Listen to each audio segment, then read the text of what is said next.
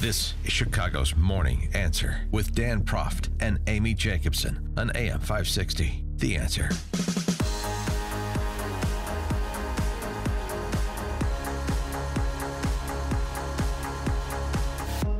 Good morning, Dan and Amy. We're coming to you live from Mueller CPA in CPAs, plural, in Elgin, part of our AM 560 Signature Bank Business/Goodwill Tour. And this has become my new favorite CPA firm, Amy, Yes. largely because of the Bloody Mary bar they put together for us, which is nice. Nice way to start the day. The accoutrements are wonderful here. And also end it early. We have to, we talked about this a bit yesterday, but to get the definitive word on the impact and import of the House Intel Dems response memo, you have to talk to Andy McCarthy at National Review Online, and that's what we're going to do. Andy McCarthy, former federal prosecutor, assistant U.S. attorney in Manhattan, now contributing editor for National Review, joins us now. Andy, thanks for being with us. Appreciate it. Dan, Amy, how are you? Good. So listen, I know you wrote on the topic, and I read your piece, always illuminating, but I wanted to reference something that somebody else said, and then you can make your own argument. This in the Wall Street Journal from two former attorneys in the White House Office of Counsel, David Rifkin and Lee Casey, where they suggest that the Schiff memo details something rather disturbing that Americans should pay attention to, and that's threats to privacy and due process with how the FBI handled pursuing this FISA warrant that's at bar here.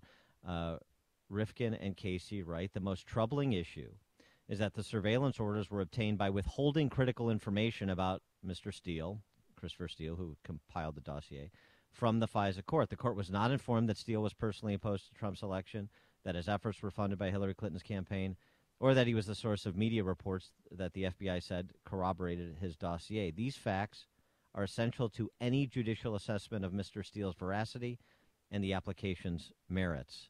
And yet, if you agree with that statement, it's really curious to watch Adam Schiff and others and his handmaidens in the D.C. press corps spike the football like he just tore apart the Nunes memo that was released a couple weeks earlier.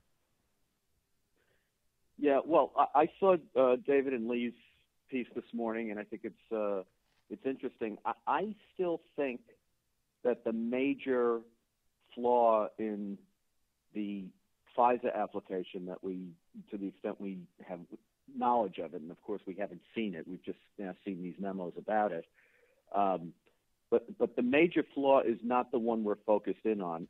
It's understandable that we're focused in on Steele, and I think David and Lee are quite correct about what was withheld in the way of information from the court, because if you're going to go the route of championing Steele as a viable source, then you have to tell the good and the bad to the court. But my gripe about this in the main is that a judge, when you give a judge a warrant, the judge doesn't want to know about the credibility of your case agent or, the guy who aggregates the informant information. What the judge wants to know is what's the basis for believing the sources of the factual allegations that you say make out probable cause so that the warrant should be issued. And the big flaw with the application is not Steele, it's Steele's sources. They're unidentified Russian multiple hearsay. And what I mean by multiple hearsay is that they're several steps removed from the things they report. So, they're not saying, I heard Igor Session of Rosneft, the big Putin crony who's one of the guys alleged to have met with Steele. I heard him offer a bribe to the Trump campaign. It's more along the lines of unidentified, maybe even unidentifiable person heard something from somebody who heard something, who heard, Session say something. So it's like an extended game of Russian telephone. And that's the big problem with the memo. It's that I don't understand, frankly, not only why the Justice Department would present something like that to a court, but why a court would entertain it. Well, there were redactions galore, and much of the Schiff memo I thought read like the life and times of Carter Page. Do you think he was exonerated by this memo, or what was your thoughts? I actually thought that the memo with respect to Page was slanderous in the sense that they are continuing the same kind of practice that we've been complaining about all along with what we've learned about the FISA court, which is to say telling half the story. So they treat Page or portray Page as if he's like this Russian or this master Russian spy.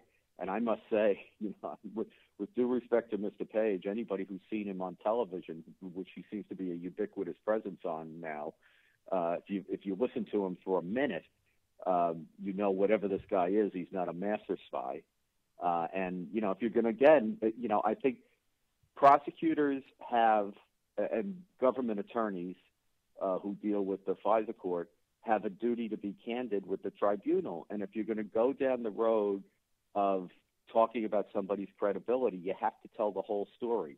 You can either say nothing or you have to say everything, but you can't do what they do, which is tell half the story. And I don't think you can say Page had all these contacts with the Russians going back to 2013 without saying, and oh, by the way, he cooperated with the FBI and the Justice Department, and we used his information to prosecute Russian spies. I think you have to tell the whole thing.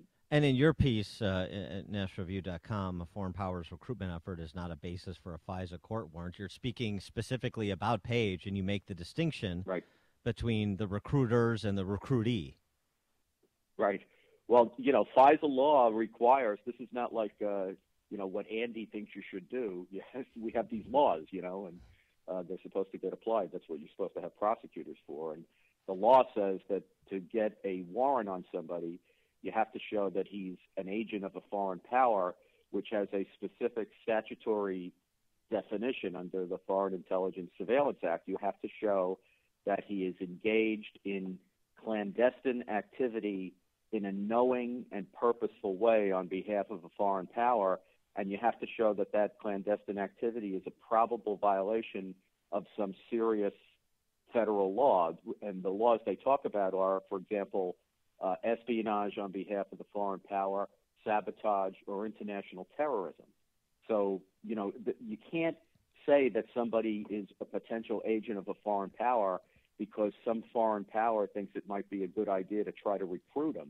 You have to show that he was recruited, not only recruited, but is actively acting on behalf of the foreign power in a way that's probably criminal. Well, one other thing that you detail, like a good prosecutor, that has to be shown is that if you want surveillance authority, you have to prove that you can't otherwise get the information you're looking for through normal investigative techniques. And you make the point that there's a lot of evidence to suggest that surveillance of Carter Page was not necessary.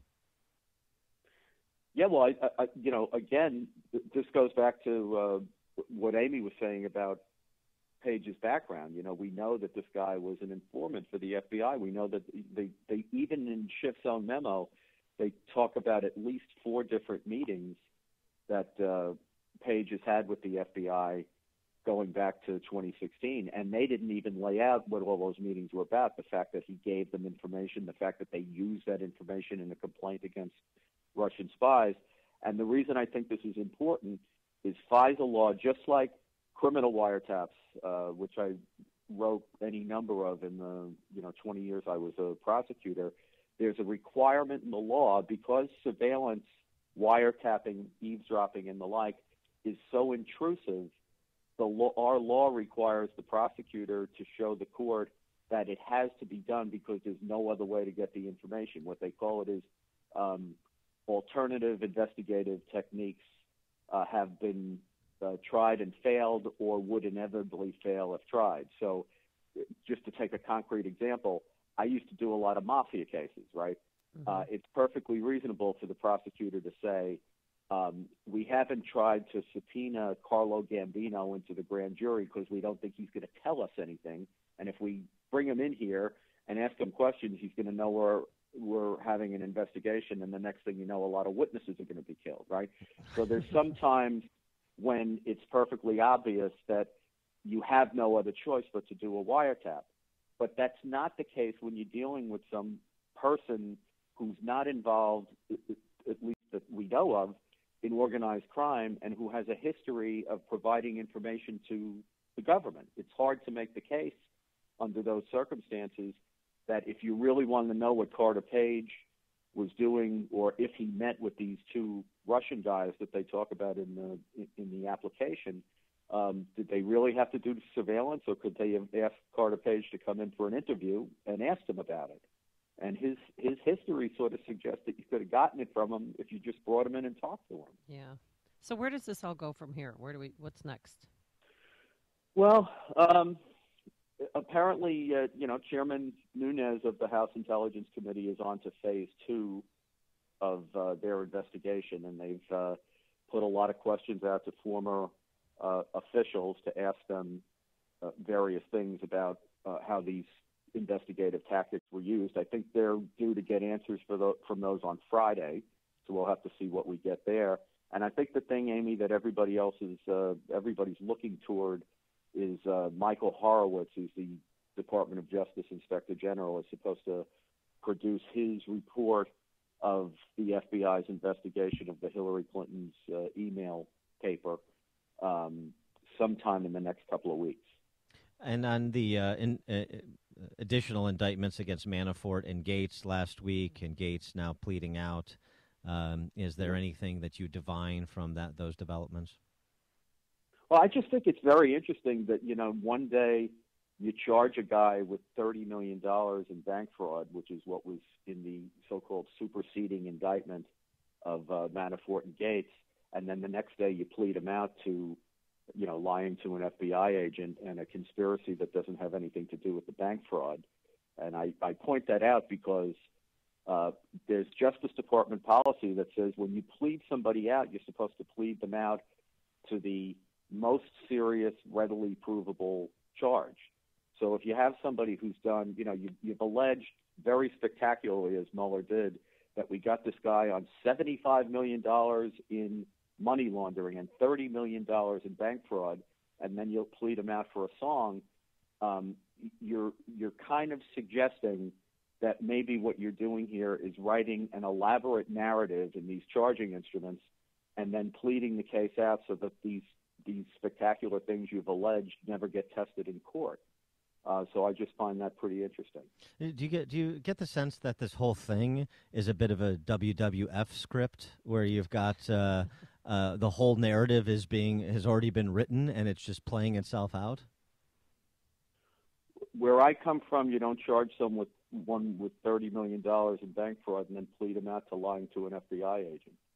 All right. Well, is I'll Gates, take that. I'll take that. Gates taking the plea deal because he's broke? I mean, and he's got a family to support? Well, look, we have. I'm sure that's part of it. And when the machinery of government gets turned toward you, they have bottomless resources. Mueller's got. I think we've talked about this before. He's got an army of 17 lawyers. Mm-hmm. I did the blind shake case with 3 lawyers. So 17 seems to me to be somewhat excessive when everybody's pleading guilty to lying to an FBI agent. But I guess we'll see what he has at the end of the day. You did the World Trade Center bomber prosecution with 3 lawyers, and that's a really interesting comparison. Speaking of the FBI, though, part of the investigative body for these federal prosecutions, what is your assessment of the FBI's performance, including and amid the calls by some, including Florida Governor Rick Scott, for Christopher Wray to resign after not properly distributing the tips they received on that Parkland, Florida shooter? I certainly wouldn't have Wray resign over that. I mean, look what happened here. And I know I have a lot of respect for people who've called for that, including my colleague Kevin Williamson at National Review. But what happened here is a terrible default. I mean, they say that their process broke down. We're not talking about a very elaborate process, right? They had a call that came into a call center, and you'd get the call, and then you pick up the phone and call the field office down in Miami, right? Or South Florida. And that's what didn't break down. They didn't follow up on a tip, which obviously should have been followed up on. Do you fire the director of the agency for that?